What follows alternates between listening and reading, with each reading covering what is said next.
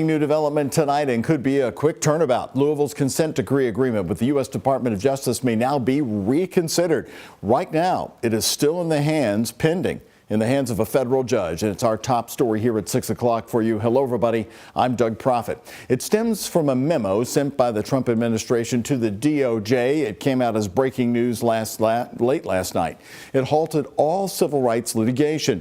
The memo directing attorneys to notify leadership about any consent decrees finalized in the last 90 days, which of course includes the one in Louisville, which was negotiated in December. Now, the new administration may reconsider all of these agreements. WHAS 11's Ian Hardwood is joining us now. He's been sampling reaction all over Metro Louisville today. In fact, a group of civil rights leaders and Metro Council people held a news conference about this today. Yeah, Doug, those Metro Council Democrats are working on backup plans to preserve portions of that consent decree in local legislation. However, Council Republicans say they want the federal government to stay out of all this.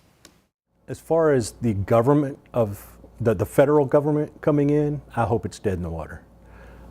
We can manage our own house. Representing District 23 in Southeast Louisville, Councilman Jeff Hudson believes the city and LMPD are already on track to reform without the federal government.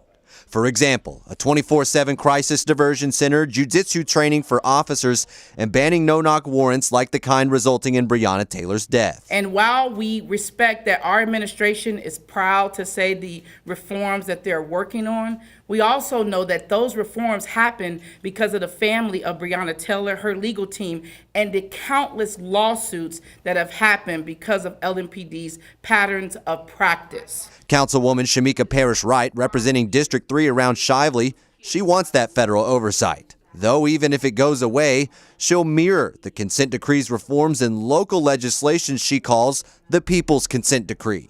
Here's the official statement from Mayor Craig Greenberg's office. The mayor and Chief Humphrey remain committed to implementing the reforms set forth in the consent decree we signed with the DOJ.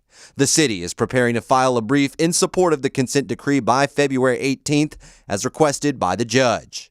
It went on to say the city and LMPD would honor its commitments to reform. Without federal oversight, local attorney Carl Price said the city would lose leverage. I would be hard-pressed to believe that it is easy as the mayor and the Metro Council thinks. But Councilman Hudson says the consent decree's recommendations could still be useful, influencing local policy. We're working on reforms that were not in that document. Chief Humphrey is doing a good job of leading that department. He's the right man for the job. He came up through the ranks. He's from Louisville. He knows Louisville's problems, and he is addressing it the way that it needs to be done.